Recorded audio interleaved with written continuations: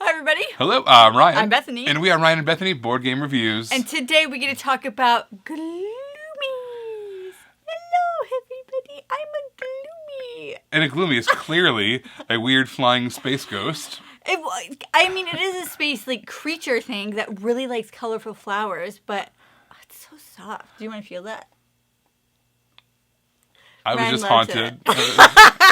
And they have these wings on the back, and it says Gloomies. They're so cute. They're so cute. Okay, Ryan's terrified of them, so I will put them down. But It's October, you know it is. They're haunting me. It's fine. Yeah, they might come back later in the review because I think they're adorable, and I really like them. Okay, so Gloomies is designed by Filippo Landini and is published by Ravensburger. So we've got these weird flying space ghosts.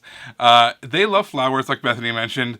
They are going to plant these flowers. They're going to harvest these flowers, and then they're going to decorate themselves with these flowers. As one does. There's basically two phases to the game, and they're kind of mirror opposites to each other. The first round, you're going to be playing your cards in order to plant these flowers, and then they're going to stay on this board. The board fits inside the box, which is really awesome.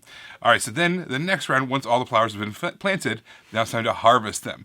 You kind of, in the exact opposite order, you're going to take your cards that you've used in the first round, use them again in the second round in order to draft the flowers and kind of reverse order, picking them up again, using these to kind of fulfill these orders. So it's kind of two halves of the game, mirror opposites of each other, and ultimate goal is to get as many points as possible by collecting these flowers. Certain flowers are worth points at the end of the game, otherwise you can use them to fulfill these orders, which are essentially decorating the Gloomies with them.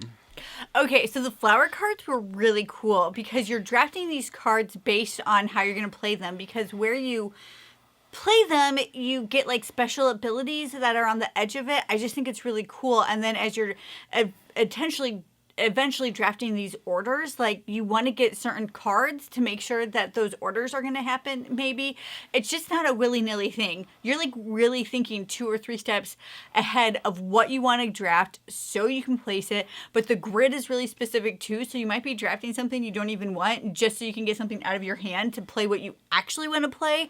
I just thought the flower cards were really cool and how that worked out. Some of them have 2 different flowers that you can choose, but you can only get 1 of those if you draft that because they're super awesome flowers, but you can get 2 of the regular not super awesome flowers. But I just thought it was really cool how it didn't. You were very intentional in how you were drafting those cards.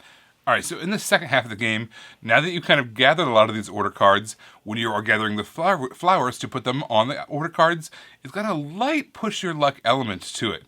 So wherever you place a flower, you're locked into it. You cannot move it around later. So on your own personal player board, you can always just put flowers there, and it's worth a small amount of points. But if you're able to fulfill an order, it's going to be worth an increased number of points. But if you cannot finish the card at all the way, it's worth nothing. So if you get a card that requires, let's say, 6 flowers, and you're only able to place 5 of them, nothing, nada, no points. But if those same 5 flowers had been on your own personal player board or on a smaller, easier to finish order, you would have gotten the full amount of points. So you have to kind of push your luck a little bit. Do I want those maximum amount of points, but it's going to be a little bit trickier to get? Is it worth it to you? You got to figure that out. And once you kind of know, I cannot finish that order. I don't have enough cards in my deck that match that color. Abandon it and just get the regular kind of baseline points. It's worth more than getting nothing. So I like that small amount of push your luck. I also think it's really cool how the game, it has a first half and second half, and how the game for the second half sets itself up during the first half. So you're drafting these flower cards, and in the second half, instead of drafting cards, you've created this deck of flower cards that you're using for the second half. Also, you have all the flower tokens out there that you've placed in the first half. In the second half, you're taking the flower tokens off of the board, but you've already placed them on there. Also, you have all these tokens that while you were landing on these places, you were flipping upside down and putting them on the other side of the board. And while you're taking the tokens off, then you get that ability as well, or that special thing as well. So while you're playing the first half of the game, it's literally setting you up so you can just get right into the second half of the game. And I just thought that was really cool how seamless and straightforward that was. There's just little helper tiles, these little kind of helper figures, which are beneficial to you because they're kind of like a wild something. During the first stage of the game, when you're drawing cards, you can draw extra cards with them, or you can spend them to play extra cards. And then guess what happens during the second phase? What happens? You can either draw extra cards or you can play extra cards.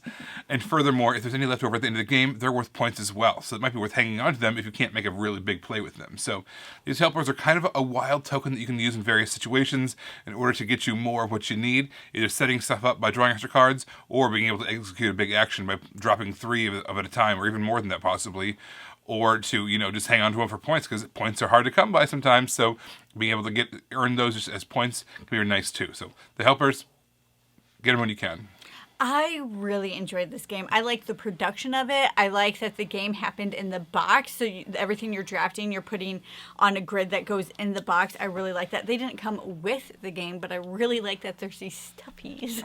These cute little guys. Ooh. Look. And now that we're done with this, my daughter wants to put this on her backpack, so now she can. You put that on Kids her are going to be backpack. like, what's that? Like, oh, it's a Gloomy. It's a Gloomy. But I just really liked the color palette. I liked the gameplay. I just thought this was a nice, simple, sweet game that was also a little challenging. Not challenging. I had to really think ahead. You had to think 2 steps ahead. But I did. I enjoyed this one. This game is super solid. I really enjoyed it. It's interesting. I mean, everything you do is, like Bethany mentioned, you have to think ahead. The first round doesn't really get you anything. It just all it's doing is setting you up for the second round, where you're really going to execute things and pull things off. So you have to think about what you are going to need, and then put down those things so that you can use it again when it comes time again. That first round is just all about preparation, and then the second round is all about execution. It's as much thinking as you had to do. It was also quick and easy too. Yeah. So it was like the rules were very clear and easy to understand. It didn't overstay its welcome. It was nice and snappy, but you had a good little brain burn going on as well. It was a nice combination and a great package as well. I really dug Gloomies, other than the nightmares these guys give me. Oh my gosh. Boo. They are not nightmares. They're adorable. Boo. And they're not even nightmares. ghosts. They're not ghosts. They just remind. They're like somewhat Adorable translucent, maybe. I and don't know. soft. And their ears are bendy. I know that's not the point of anything, but I enjoyed that. Anyway, thank you so much for watching. Don't forget to subscribe so you can see our videos as they come out. Until then, you can find us in all of these places. You guys, thanks for watching, and we will see you next time. Bye, everybody. You guys, thanks so much for watching. This game was provided to us by a publisher in exchange for a fair and honest review. And if you want to see more stuff, check out over here to see something we think you might like. And over here, we think that YouTube has picked out a great video for you you're going to love. Thanks, guys. See you next time.